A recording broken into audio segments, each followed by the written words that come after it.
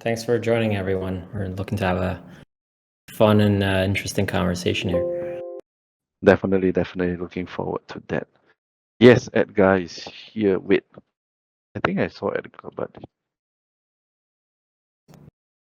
hmm, one sec. Invite to speak. Okay, I think he is here. Hey, GM hey, hey. Edgar. Yeah. How's it going? Good. Hey, Hey, Edgar. Moran. Nice to see you, man. Good to see you. I Are hope you you? both are excited. Uh, yeah, definitely. I'm looking to dive deeper into some of the topics we have at hand here. We're making Ethereum fast. We're restaking a lot of value through symbiotic vaults, and we have some upcoming cool news as well. That maybe I'll drop some alpha here. I'm really Nice. excited. All right, okay. I think let us kickstart the session then. I'm just going to do a very quick introduction. GM Biotic to everyone who joined us today. Very welcome to all of you here. Today we have with us Murat, and also as usual, Edgar as well will be hosting Murat. And today's session will be on Primev itself. And I'm really excited because this is going to be one of the bigger ones that we have. And really excited to see what the conversation is all about. So, Mike's back to you, Edgar. I think let us get it. Let us dive straight in. Yep. No, thank you so much. Murat, it's a pleasure to have you on. Everybody listening, thanks for tuning in. Definitely very happy to have Primev on. As some of you may know, Primev is the first and currently the only protocol on Symbiotic, network on Symbiotic to have actual like slashable stake attributed to them, which is kind of unique in the entire restaking space. So it's pretty amazing to see a team was able to attract that so much stake that can actually be slashed. So definitely like amazing to see this in the ecosystem. Murat, I would love. So let me just like kind of fill you in. Like the way we usually do this is that we let the guests introduce themselves, kind of give a little background and explain what they're building essentially. Then we go into some rapid fire questions. Awesome. You'll see it's really fun. And then we dive into some like deeper questions about your protocol and things like that. Yeah, let's Oh do yeah. it. To kick off the intro. Hey everyone, my name is Murat again, founder and CEO at Primev. I've been in the space since day one. Pretty much, I was on Reddit when the Bitcoin white paper dropped. Immediately started kind of mining and trading. When it was just cents. So I've seen the space evolve quite a bit since, right? My advent into kind of maybe building products became serious when I started coding my trading strategy between Coinbase and Bitfinex and a few other exchanges. And I wrote a little Python script that kind of executed my trades for me. And I woke up the next day and it was making a bunch of money. So I was like, oh, there's something here. Maybe I should learn this coding thing a little bit more and do more. But long story short, it ended up crashing some South African markets with amounts like 30, 40 Bitcoin at the time. And, it started owning the Litecoin arbitrage between Bitfinex and Coinbase. And that's when I started kind of doubling down. But my attention went from that, kind of the trading side of building to actually building products, building applications that can talk to blockchains, building blockchains themselves. And Ethereum was just coming out. So it was a interesting time. But fast forward to Primev, I had a background as a block builder and a relay as a product lead at Block Native. So when the merge on Ethereum happened, we were one of the first to kind of build blocks. We were building about 15% of the blocks. And the number one request that I was getting from users was, hey, how can I have guarantees from your block builder? When I send you a transaction, I just want to get an instant guarantee from you that, hey, you're going to include my transaction. Well, 15% of the market meant 85% of the time we could not give that guarantee, and neither could any other block builder. So I put forward this idea at ETH DevCon 2022 in Bogota between Ethereum Foundation and Flashbots folks and said, hey, look, what if we had a network of block builders that could give these guarantees, and it's not just a single block builder giving the guarantee? And that resonated with a lot of people. It had some ideas around, cryptography and ZK in it too. And, we got a nice little check from A16Z Crypto CSX, and it's been quite a journey since, right? So fast forward 2 years later, we have, over $100 million in slashable stake through Symbiotic. We have, close to 10,000 validators now that have opted in and are making Ethereum fast, essentially, right? What does this mean for users? You don't have to wait for 12 seconds of Ethereum confirmation times anymore. We're essentially scaling mainnet Ethereum. And all stable coins are pretty much on Ethereum. Most assets are being issued on Ethereum mainnet. So at the end of the day, layer 2s and other networks are also great, but there's a lot of value on Ethereum, and this allows people like us to kind of interact with that a lot more seamlessly. I just want to click something and have it happen, then wait for 12 seconds for some decentralized blockchain to do its thing. And that's what our network at the infrastructure level enables. And we're going to be putting out more and more products that bring this experience to dApps, wallets, and end users like some of you who are listening. Amazing. So let's dive into the rapid fire questions. What's one thing that most people misunderstand about MEV? That it's all bad, and it must be, you must be protected from MEV, right? And at the end of the day, it's more of a feature, not a bug. And if you harness this feature correctly, then you can actually do more than you initially could. And we're looking at some tokenomics mechanisms that can actually do this. And the fundamental problem with Ethereum right now is there's literally, tens of not hundreds of millions of dollars of MEV flowing through Ethereum, but only the few parties and kind of trading companies and block builders and, other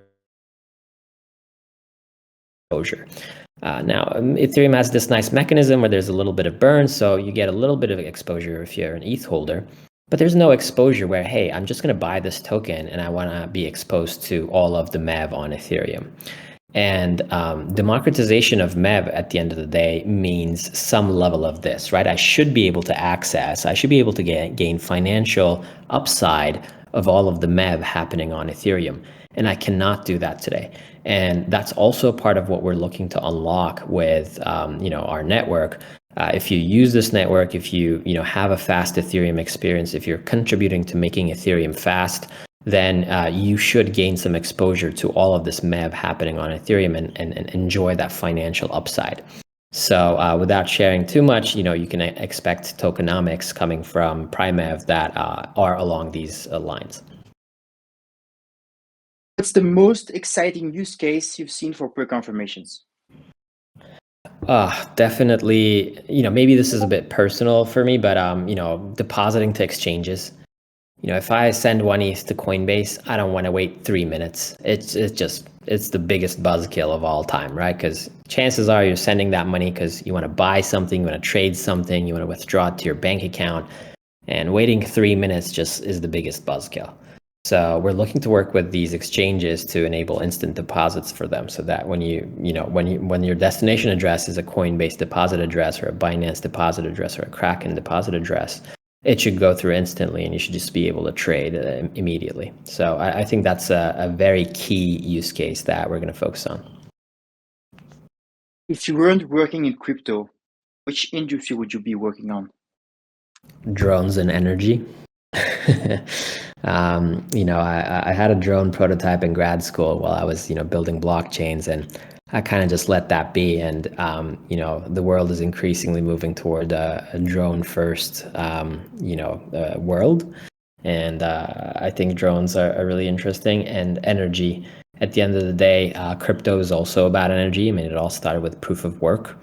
Proof of work demanded a lot of energy. I had some investments in this area, and it was good to gain some high level exposure, but I'd like to do more around energy, because both crypto and AI, which are the two largest technologies right now, rely heavily on energy. Amazing. Let's go a bit into some deeper questions. You already touched upon like the origin story around Primev, the blog post, and everything that followed.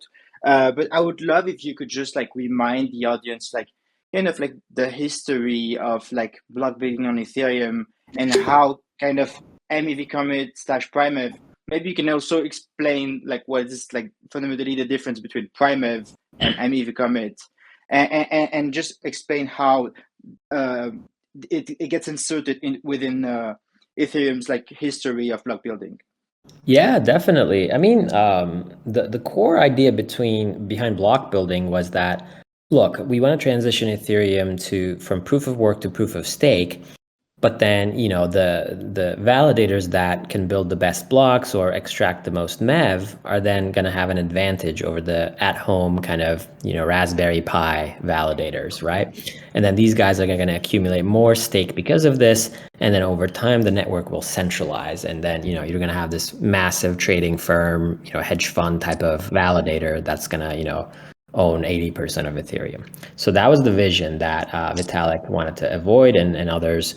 And that's where, they came up with PBS, this proposer builder separation.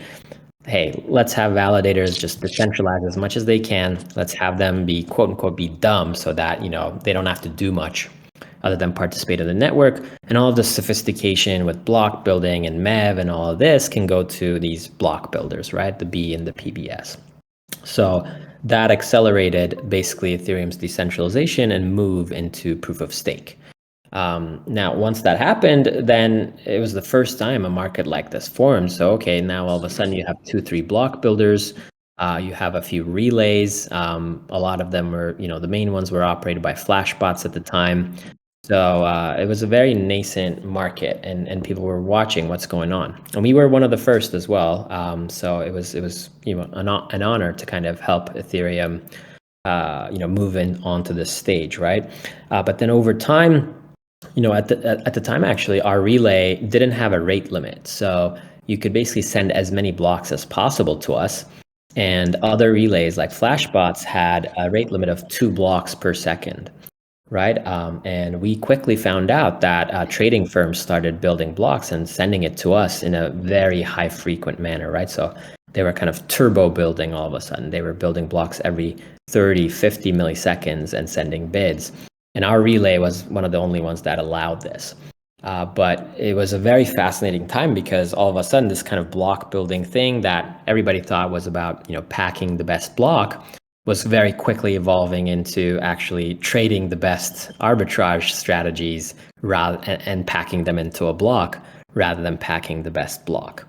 And that's the world we live in today, where you essentially have a large trading firm, Symbolic Capital, SCP, that is behind Beaver Build, and now part of Flashbots' BuilderNet that dominates a lot of trading activity, along with a few other notable names like Wintermute, etc.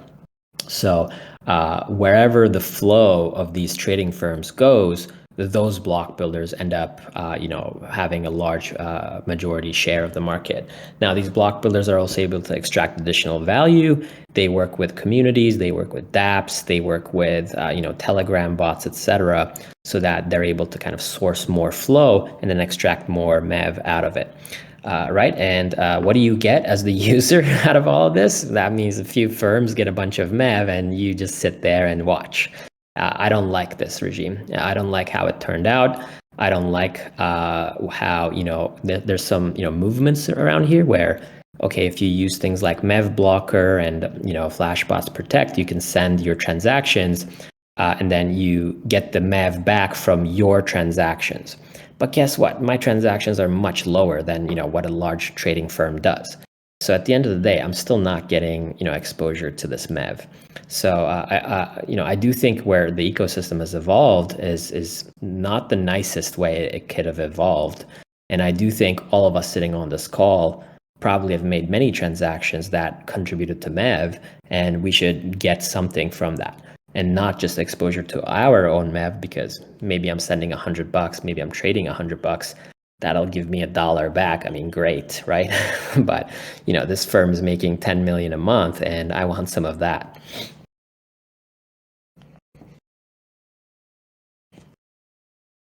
Super clear. Yeah, thank you very much. I think this is like a perfect like segue into like just going a bit deeper into like how like MEV Commit works and how like it enables essentially like this pre-conf network that is like this essentially like this open playground that can be fair with every participant.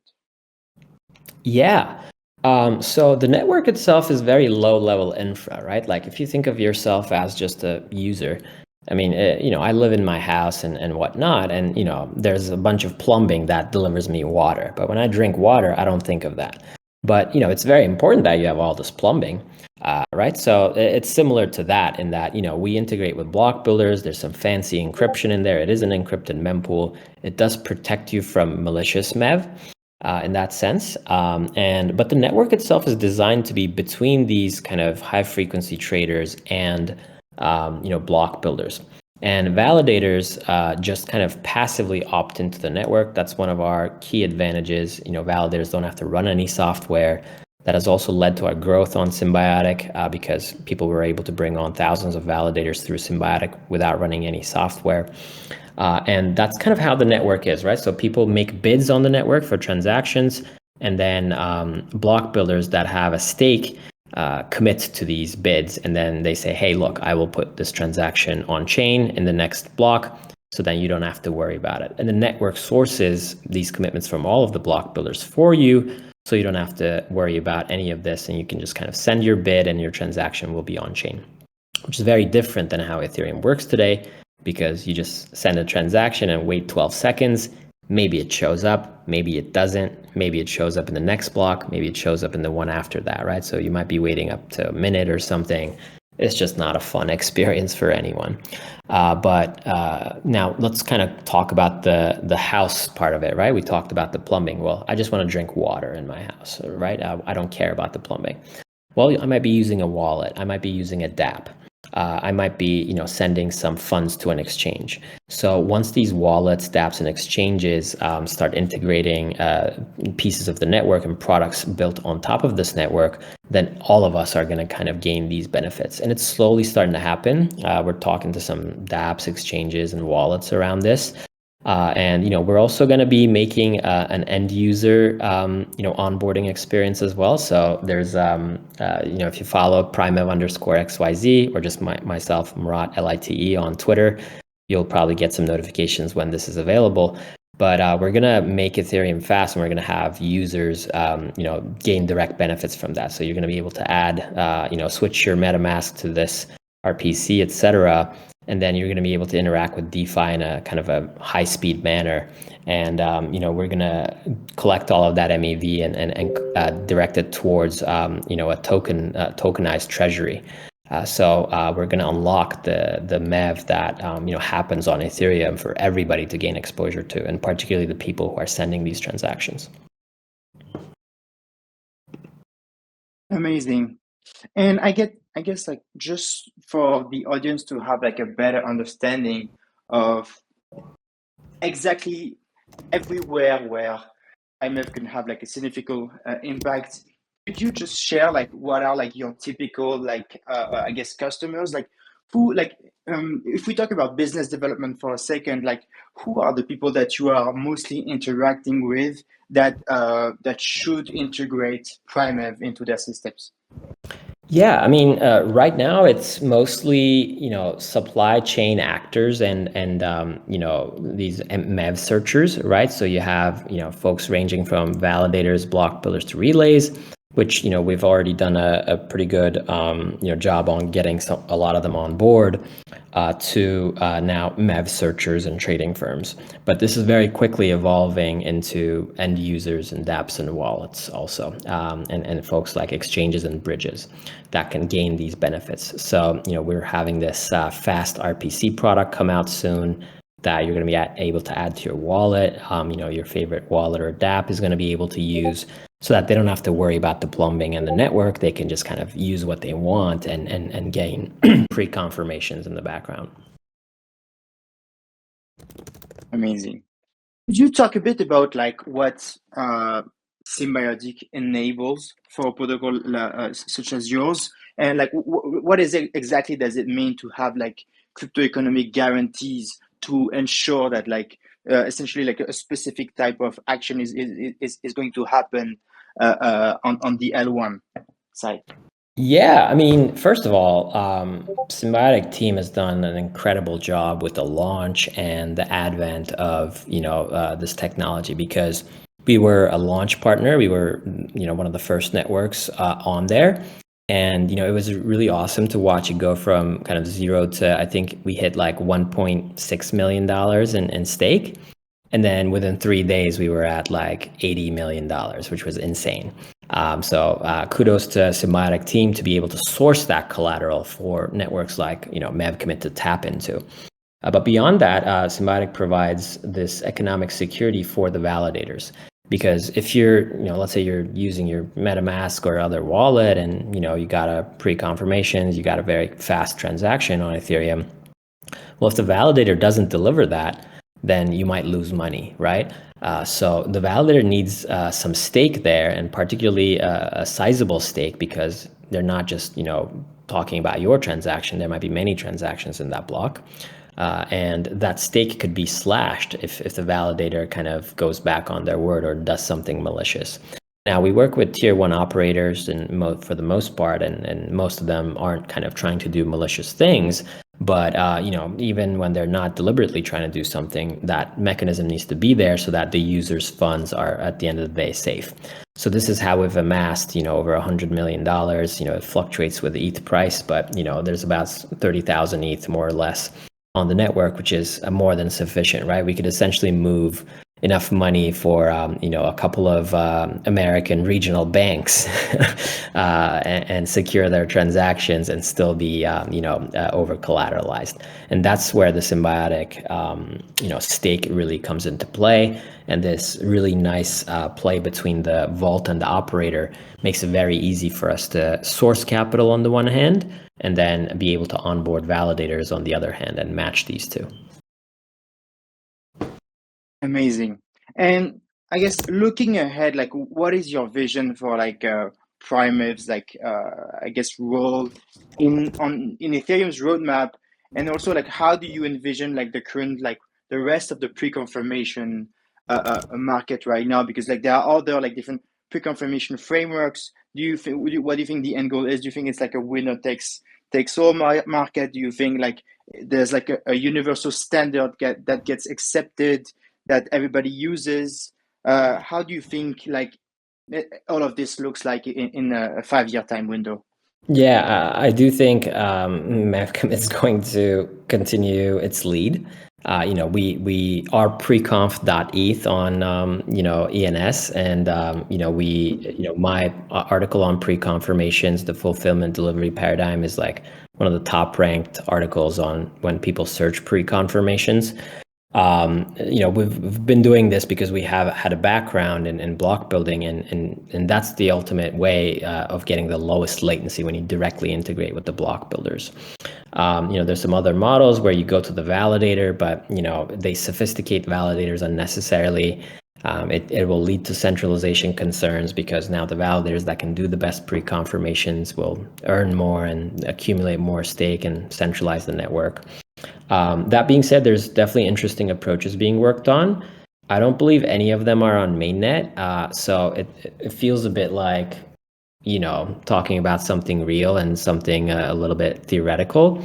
But I think they're starting to come on to mainnet, so we'll see how they evolve. But at the end of the day, what we're focused on is superior economics.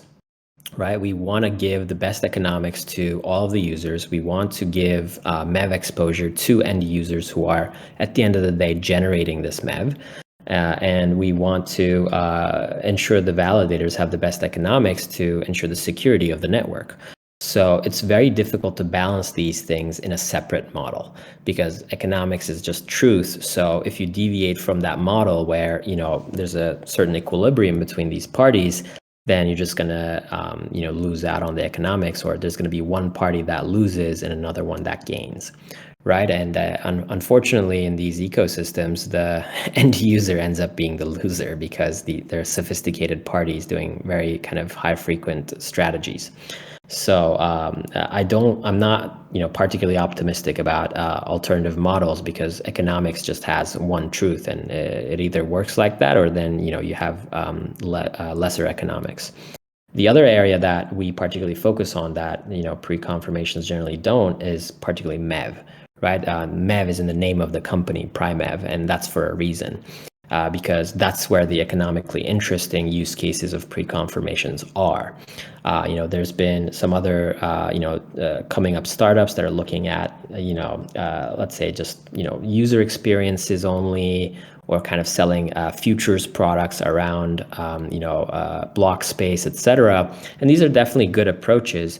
But the one that's going to be economically dominant is the one that's going to be more about MEV. So I do think those two particular pillars are going to carry Primev and MEV commit forward over the next few years.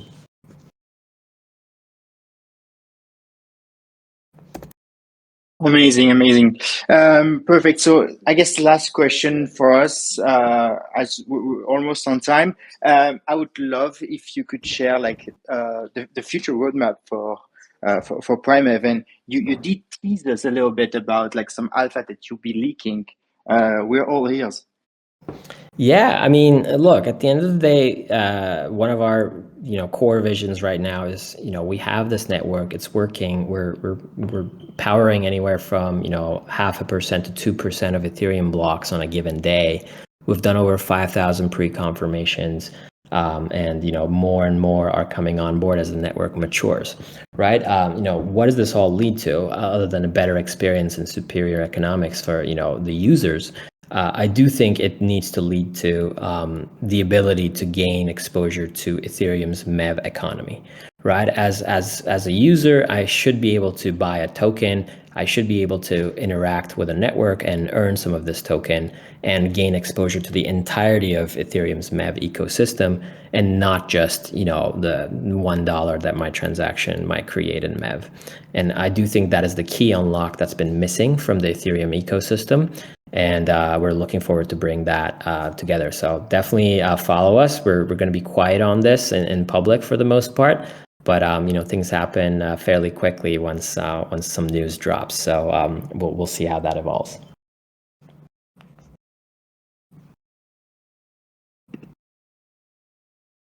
Amazing. I'll pass the mic back to Symbiotic to manage the ecosystem questions, the audience questions. But thank you so much for answering mine. Yeah, I appreciate it. You're always a pleasure. Awesome. I think both of you had a really cool and deep conversations going on. Like I really love the topics the questions that were asked by Edgar and your answers. And let me just dive into the community to see if there are some questions. I actually picked out some earlier on when I asked, and there was this question from Andrew Glorious. He asked, as a restaker, it feels a bit scary knowing that my capital might be used in a MEV network where slashing is possible. I'm not a validator, I just delegate. But if something goes wrong, do I take the hit? How is Primev making this safe for people like me? Yeah, that's a fantastic question. So a lot of the times the staking venue you use is your primary guardian, right? So we work with, let's say you stake with somebody like Renzo, and they restake some of those tokens through a Symbiotic vault, right? Renzo is making sure that they only work with tier 1 operators. And those operators aren't in a position to misconfigure their validators. Now, we've designed the entire network so that the primary slashed entity are block builders, and that's the key difference for MEV commits design than some other pre-confirmation designs where the validator is the one that gets slashed and your stake is directly exposed to that. So when you receive a pre-confirmation and for some reason it doesn't happen, 99% of the time the slashed entity is the block builder. So you're already abstracted from the process. And then, if the validator does something where it's misconfigured, and usually it's not malicious because, like I said, they're tier 1 operators for the most part, we talk to them first. We say, hey, look, there seems to be some misconfiguration here. Can you take a look? And there's a 48-hour period, I believe, on our Symbiotic middleware where they're slashable, and they take a look and say, hey, look, there was a misconfiguration. And then we take a deeper look. Hey, there were no user losses or anything. So we're going to kind of let you guys continue, right? So we're not, basically slashing is a very rare occurrence for validators because most of the time it's a block builder thing. And then if it happens, it's usually due to some, misconfiguration rather than malicious activity. And the validator, particularly the tier 1 operators, very quickly fix that before the 48-hour period passes and a slashing occurs. So, if you go to mev-commit.xyz, there's some links to Dune dashboards in there that you can check some of the slashing related metrics. And I think, a few ETH has been slashed from block builders at least, but 0 slashes have occurred for validators because of this, both of this design and, this kind of grace period where we let tier 1 operators kind of take a look at things before they occur, the slashing actually occurs. Oh, that's a really great answer. Thank you so much, Murat. I hope that answers your question, Andrew Glorious. But I think this actually leads to another question which was actually asked by Kanesh, this guy called Kanesh. So he asked, so you mentioned that for flashing to occur, it is really rare, and in most times it's usually due to misconfiguration. But what if there really was some kind of malicious actor triggering that event, and it kind of like eventually harm some kind of some of our risk takers, innocent risk takers.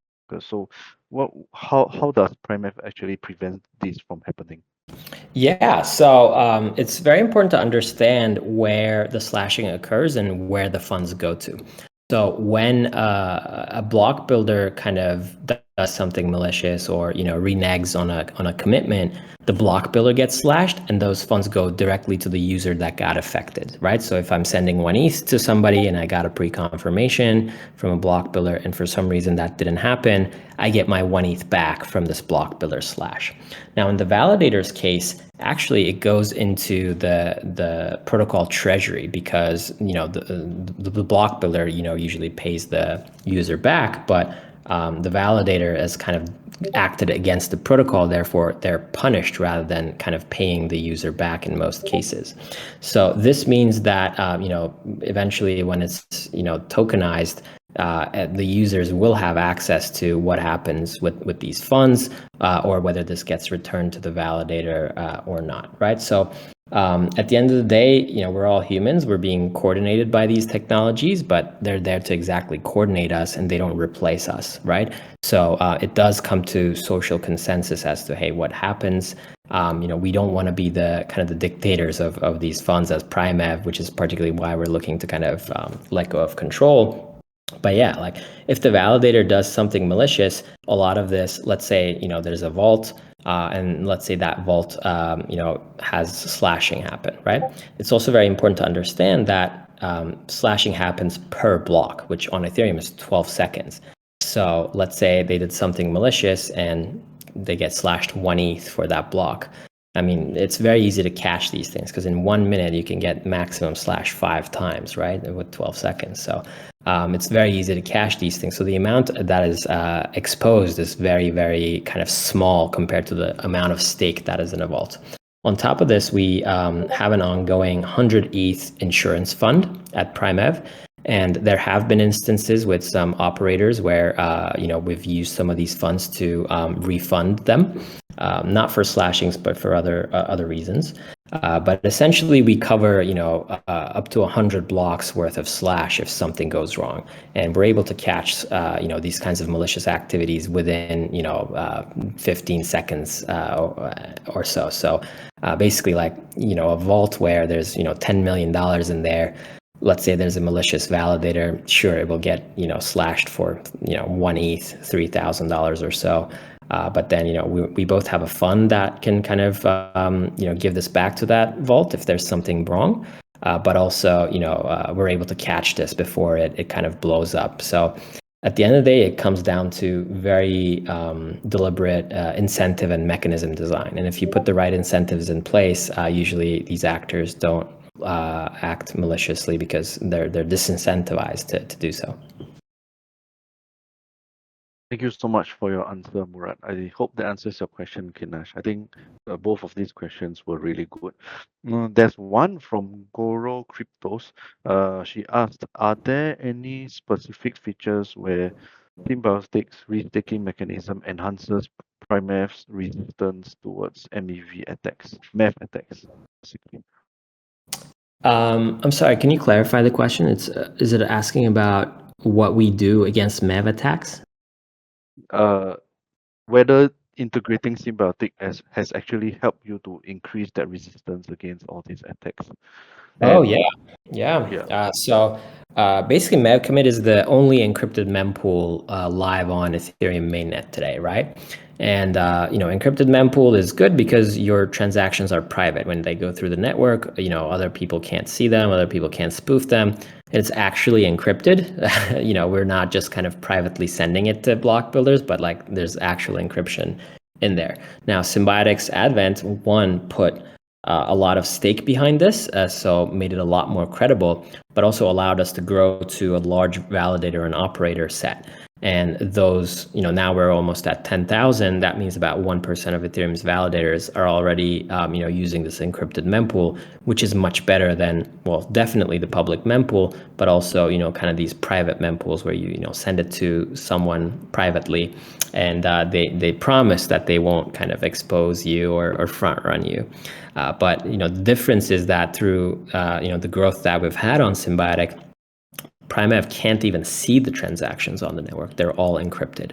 So you don't have to trust us with saying, hey, we're not going to front run you or we promise not to do something. You can verify the open source code yourself. We have, world-class cryptographers and professors who have built our encryption design. And, this is the only encrypted mempool live on Ethereum in this way. And it's grown through Symbiotic. So we're kind of really happy to have launched with Symbiotic at the right time. Awesome. Really great to hear that. I hope that answers your question, Goro Cryptos.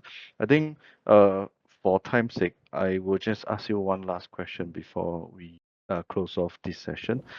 This is actually a personal question from myself. So earlier on, you mentioned that for users that use the Primev RPC, they may actually get back some kind of incentive in that sense, right? In tokenized form, which you earlier mentioned. I think, in fact, this is kind of like an alpha for everyone here. So, how does this gonna be implemented? Like, is there a timeline for this, or like what are we looking at in terms of this? Yeah, and thanks for asking. And let's keep it in this chat because these are not, made public yet. But essentially, what we're looking to do is have users use DeFi as they would. And instead of returning them, 50 cents or $1 because they made a $100 transaction, what we want to do is return them a token. And this token will accrue revenue across all of the MEV stack of Ethereum. And we think this is a superior way of having users gain exposure to financial gains of MEV on Ethereum. And all you would have to do is, once this is fully live, you kind of use the dApps that support this, or you add it to your wallet and kind of make transactions as you usually would. And we're going to have some partnerships where we're going to kind of encourage you to make certain types of transactions in certain dApps, and those are going to accrue additional tokens.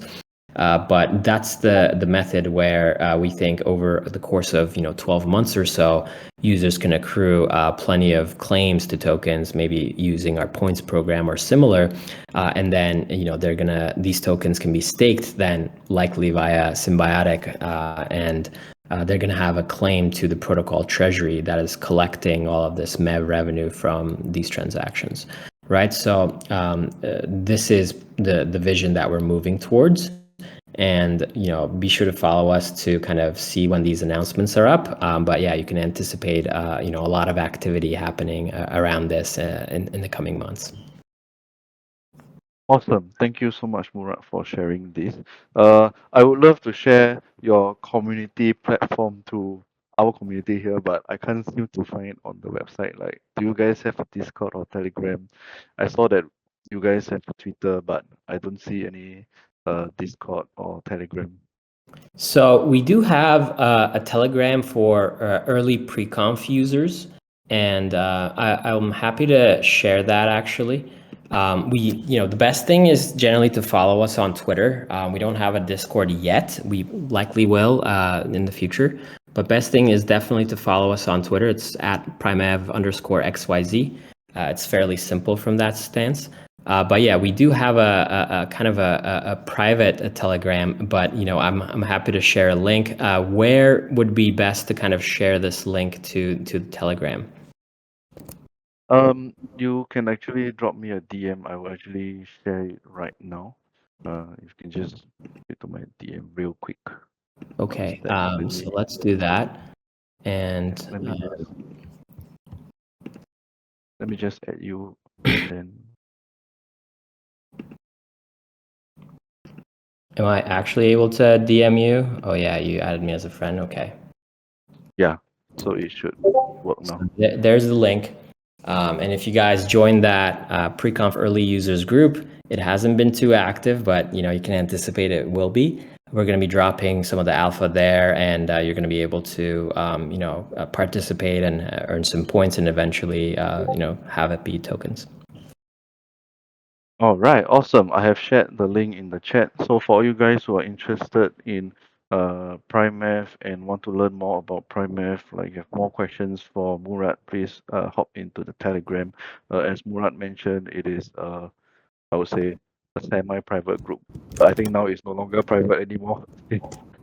Since they just leaked the link out, so it's no longer private anymore. So That's all right. yeah. We welcome all of you, and we'll definitely share more news in there in the coming weeks and months. And yeah, you can anticipate changing the MEV game on Ethereum and help make Ethereum fast. I'm super excited for this. Thank you so much, Murat.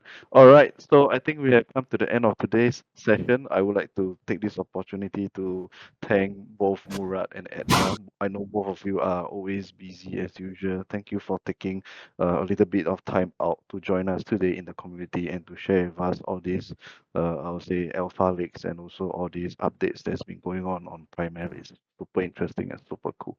I love it so much. Thank you, guys.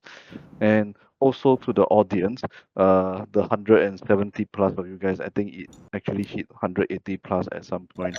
But thank you all for tuning in as well for today's ecosystem spotlight with Primev. I hope you guys enjoyed it. I hope you guys has absorbed all the alpha that Murat has shared, and I'm really excited to see you guys again. So I'll catch you guys really soon. All right. Once again, Murat and Edgar, thank you both for tuning in, for joining us today. Thank you very much for having me. I appreciate every single one of you guys, and we're going to make Ethereum fast together and expose MEV to everyone, not just a few people and the high frequency trading firms. Thank you so much, Murat. Edgar, do you have any last thing you want to share with the audience?